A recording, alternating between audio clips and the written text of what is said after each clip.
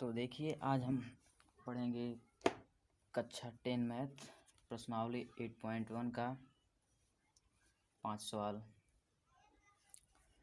तो देखिए शुरू करते हैं। सवाल देखिए, दिया है एक त्रिभुज ABC जिसका B समकोण है, AB 24 सेमी और BC 7 सेमी। निम्नलिखित का मान ज्ञात कीजिए। जैसे दिया है sine A, cos A, sine C, cos C। तो देखिए यहाँ पे कर देते हैं। कहा है एक ABC त्रिभुज बनाए,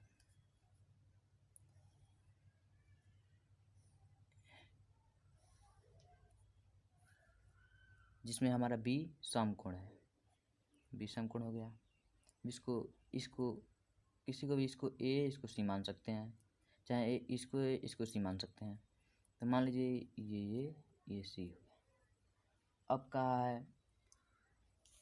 कहा है AB बराबर 24 सेमी और BC बराबर 7 सेमी। तो देखिए ये ना AB बराबर कितना दिया है 24 सेमी, 24 सेमी और BC बराबर 7 सेमी, BC बराबर 7 सेमी। तो अब हम क्या करेंगे, अब मान लीजिए हमारा लंब का मान पता है, आधार का मान पता है, अब हमको कर्ण का मान ज्ञात करना है। तो हम पाइथागोरस प्रमेय का प्रयोग करेंगे। तो पाइथागोरस प्रमेय का फार्मूला क्या होता है, कर्ण का स्क्वायर बराबर लंब का स्क्वायर प्लस आधार का स्क्वायर। तो इसमें हमारा कर्ण कौन सा है, कर्ण है AC। तो AC का स्क्वायर बराबर है तो बराबर लिख देंगे। लंब हमारा कितना है 24 सेंटीमीटर। तो लंब AB, लंब होगा AB प्लस आधार कितना है, आधार BC है तो BC, इसका स्क्वायर रहेगा दोनों का। अब देखिए AC तो कुछ नहीं दिया है तो ये AC स्क्वायर ऐसे ही रहेगा बराबर AB दिया है 24 सेमी, AB दिया है 24 सेमी, 24 का स्क्वायर प्लस BC का मान दिया 7 सेमी तो 7 का स्क्वायर। अब देखिए 7 का वर्ग कैसे करते हैं, 24 का 2 बार गुणा। तो ऐसे 24 गुणे 24, इसका हम गुणा कर देंगे तो इसका वर्ग निकल जाएगा। देखिए 4 चौको 16, 16 का 6, 4 दूना 8, 1 9, 2 चौको 8, 2 दूना 4। अब देखिए 6, 8 9 17 का 7, 4 1 हासिल 5। 24 का वर्ग कितना आ गया 576। तो AC ऐसे ही रहेगा, AC स्क्वायर बराबर 576 प्लस 7 का होगा 7 सत्ते 7 का 2 बार गुणा, 7 सत्ते 49, 4 9 हो गया इतना। अब ये प्लस है तो हम लोग ये दोनों जोड़ेंगे। तो जोड़ेंगे 576 49। तो देखिए कैसे जोड़ते हैं, ये हो गया 576 प्लस 49। देखिए 9 6 15 का 5, 7 4 11 1 12 का 2, 5 1 हासिल 6, कितना आ गया 625। तो ये AC का स्क्वायर और इसका दोनों प्लस के हैं तो हमारा आया है इतना 625 बराबर 625। अब देखिए अब ये स्क्वायर है तो इधर स्क्वायर है तो हमको AC स्क्वायर नहीं प्राप्त करना है, हमको केवल AC ज्ञात करना है। तो स्क्वायर को इधर भेजेंगे तो AC बराबर जब स्क्वायर इधर आएगा तो इधर रूट में हो जाएगा, ये रूट में हो जाएगा 625 हो गया। अब देखते हैं यह किसका वर्ग है। यह हमारे देखने से तो 25 का वर्ग है। देखिए ट्राई कर लेते हैं। 25 गुणे 25, देखिए 5 पचे 25 का 5, 5 दूना 10, 2 12, 12 का 2 नहीं पूरा 12 रहेगा, 2 पचे 10, 10 का 0, 2 दूना 4, 2 दूना 4, 1 5, देखिए 5 2 6, देखिए 6 से 25 आ गया ना, ये 25 का वर्ग है। तो AC बराबर रूट में से निकल जाएगा, ये देखिए ऐसे होगा 25 गुणे 25। जब रूट में जब 2 रहता है तो 1 निकाल लेते हैं तो ये निकल जाएगा। तो AC बराबर 25, ये 25 आ जाएगा यहाँ पे। तो हमारा AC का मान कितना निकल गया, 25 सेंटीमीटर। तो हमारा AC का मान अब लंब भी हो गया, आधार भी हो गया, कर्ण भी हो गया। तो क्वेश्चन क्या है, sine A cos A sine C cos C। देखिए क्या है, sine A cos A sine C cos C। अब देखिए, अब तुम सिंपली समझ रहे थे कि ये लंब है, ये आधार है, ये कर्ण है। अब हम थीटा के हिसाब से समझेंगे। देखिए इधर थीटा A है, तो देखिए थीटा A है तो थीटा के सामने वाला भुजा लंब होता है, ये लंब होता है। यहाँ पे देखिए, यहाँ पे थीटा C है, थीटा C है तो थीटा के सामने वाला लंब होता है।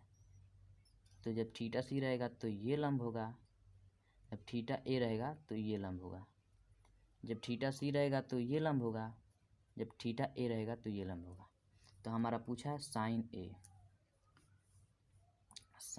A बराबर, देखिए एक फार्मूला होता है, लाल बटे कक्का। ये देखिए ये पूरा साइन का होता है, ये पूरा कॉस का होता है, ये पूरा टेन का होता है। देखिए ऐसे होता है, साइन का होता है लंब बटा कर्ण, कॉस का होता है आधार बटा कर्ण, टेन का होता है लंब बटा आधार। अब इसी को पलट देते हैं, इसी को पलट देते हैं तो हो जाता है कक्का बटे लाल।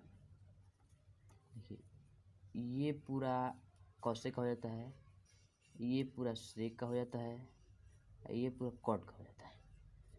तो कौशिक का क्या होता है, कर्ण बटे लंब, सेक का हो जाता है कर्ण बटे आधार, और टेन का होता है आधार बटे लंब। तो आधार बटे लंब, तो हम देखते हैं हमारा पूछा है साइन A। अभी आपको बताए हैं जब थीटा A रहेगा तो सामने वाला लंब होगा, सामने। तो साइन A हमारा फार्मूला होता है लंब बटे कर्ण, लंब बटे कर्ण। दिखाई दे रहा है आपको, देखिए लंब बटे कर्ण। देखिए साइन A पूछा है तो थीटा इसका ये हो रहा है, थीटा जब ये A है तो BC हमारा लंब होगा। तो देखिए तो लंब यहाँ पे है तो पहले ऊपर लंब लिख लेंगे। लंब हमारा कितना है, 7 सेमी, 7 सेमी। और लंब बटा कर्ण, कर्ण और देखना है तो लंब तो ये मिल गया, कर्ण तो कोई बदलता नहीं है, कर्ण हमेशा यही रहता है। जो सबसे बड़ी वाली भुजा होती है वही कर्ण होती है, ये कभी बदलता नहीं है। तो 7/25, क्योंकि लंब बटा कर्ण पूछा है और लंब ये है और कर्ण ये है, और 7/25 होगा। ठीक है।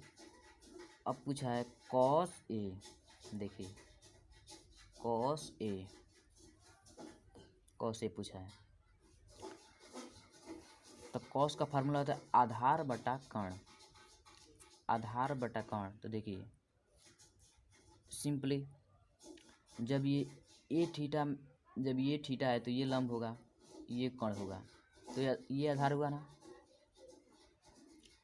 देखिए तो पूछा है आधार बटा कोण, तो आधार होगा 24 और कोण तो बदलता नहीं है, ये होगा 25, तो 24/25। देखिए तो cos A बराबर 24/25 आंसर। अब देखिए अब थीटा चेंज हुआ है, अब वही सवाल है कि घुमा के पूछा है। देखिए ये साइन ए था, अब साइन उसको सी कर दिया है, अब थीटा सी हुआ है। तो देखिए थीटा जब सी होता है, थीटा के सामने वाला लंब होता है, तो साइन ए का फार्मूला होता है लंब बटा कोण। अब थीटा ए था तो लंब 7 था, थीटा सी है तो लंब 24 हो जाएगा। तो थीटा सी है तो लंब 24, तो साइन का फार्मूला था लंब बटा कोण, तो साइन सी पूछा है, तो सी यहाँ पे है तो इसका थीटा ये सी थीटा है, तो यहाँ पे लंब होगा 24। तो देखिए तो लंब होगा 24 और इसका फार्मूला होता है लंब बटे कोण। देखिए इसका फार्मूला होता है लंब बटे कोण, तो कोण हमारा कभी बदलता नहीं है, तो कोण ये 25 होगा। तो देखिए ये हमारा हो गया 24/25 साइन सी। अब पूछा है कॉस सी, पूछा है। अब देखिए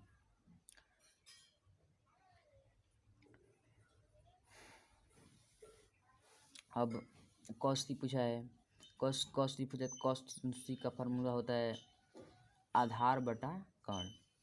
तो कॉस सी, देखिए थीटा सी है तो ये लंब है, ये कोण है, तो ये आधार हुआ ना, ये आधार हुआ।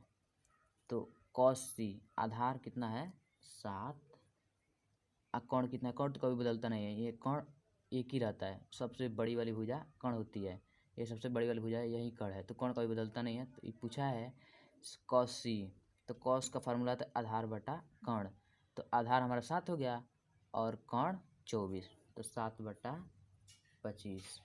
अब देखिए हमारा पहला सवाल फाइनल हो गया। अब चलते हैं दूसरा सवाल हल करते हैं। तो चलिए देखते हैं दूसरा सवाल। देखिए दूसरा सवाल क्या कहता है, ये कर है आकृति 8.13 में tan p minus cot r का मान ज्ञात कीजिए। तो देखिए आकृति यहाँ पे 8.13 दिया है, अब इसमें tan p minus cot r का मान ज्ञात करना है। तो देखिए पहले ये चित्र बना लेते हैं।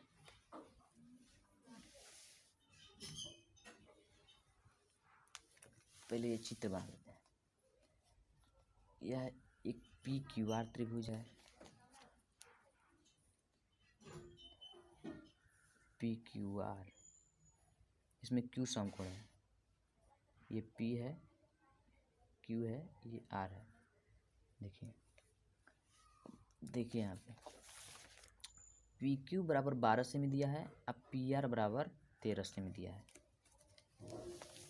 तो हमें PQ बराबर 12 सेमी और PR बराबर 13 सेमी। अब देखिए लंब कण तो निकल गया, अब हमारा आधार निकालना है, तो फिर हम पाइथागोरस प्रमेय का प्रयोग करेंगे। तो पाइथागोरस प्रमेय क्या होता है आपको तो याद ही हो गया होगा। तो देखिए पाइथागोरस प्रमेय फिर से बताते हैं, होता है कण का स्क्वायर बराबर लंब का स्क्वायर प्लस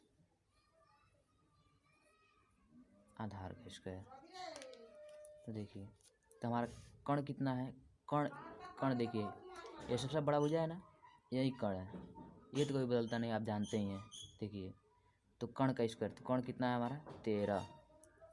देखिए डायरेक्ट लिख दे रहे हैं, तो ये 13 का स्क्वायर है तो स्क्वायर कर देंगे बराबर लंब हमारा कितना है 12, तो लंब हमारा 12 है, तो 12 का स्क्वायर प्लस, देखिए आधार तो कुछ भी नहीं दिया, तो QR है तो QR लिख देंगे, QR का स्क्वायर हो गया ना। अब देखिए 13 का स्क्वायर, 13 का 2 बार गुणा, अब 13 का 2 बार गुणा करते हैं, देखिए 13 गुणे 13 गुणा करते हैं। 3 त्रिका 9, 3 एकम 3, 3 एक 1 तिहाई 3, 1 एकम 1। देखिए 9 3 3 6 1 कितना हुआ 169। 13 का होता है 169 बराबर 12 का। अब 12 का भी देख लेते हैं। 12 का 2 बार गुणा। देखिए 12 गुणे 12, 2 दूना 4, 2 एकम 2, 1 दूना 2, 1 एकम 1। देखिए 4 2 2 4 1 144। देखिए 144 प्लस क्यू आर का स्क्वायर है तो क्यू आर का स्क्वायर लिख देंगे, क्यू आर का स्क्वायर। तो देखिए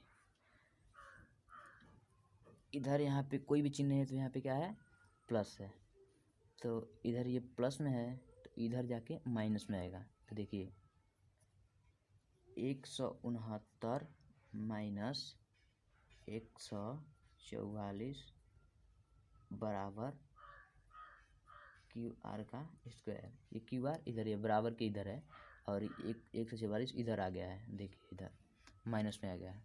अब देखिए 169 में से 144 घटाते हैं। देखिए ये हो गया 169 माइनस 144। देखिए 9 में से 4 गया 5। तो देखिए 9 में से 4 गया 5, 6 में से 4 गया 2, 1 में से 1 गया 0। ठीक है, तो हमारा कितना है 25। तो देखिए यहाँ पे हो जाएगा 25 बराबर क्यू आर का स्क्वायर। देखिए अब क्यू आर का स्क्वायर नहीं लाना है हमको लाना है केवल क्यू आर। देखिए केवल हमको लाना है क्यू आर, तो स्क्वायर को इधर भेजेंगे तो स्क्वायर को इधर ये हो गया रूट में हो जाएगा। देखिए 25 रूट में हो जाएगा बराबर क्यू आर। देखिए 25 किसका वर्ग होता है 5 का, 5 पचे 25 तो हो जाएगा 5 गुणे 5 रूट में बराबर क्यू आर हो गया। अब देखिए अब रूट में जब एक ही जैसा 2 रहता है तो एक निकाल लेते हैं। तो देखिए यहाँ पे 5 आ गया बराबर क्यू आर। देखिए तो क्यू आर बराबर कितना आ गया हमारा 5 आ गया। तो अब क्या पूछा है सवाल देखिए एक बार और दिखाते हैं। पूछा है 10p माइनस कॉट आर। देखिए पूछा है 10p माइनस कॉट आर, पूछा है 10p माइनस कॉट आर।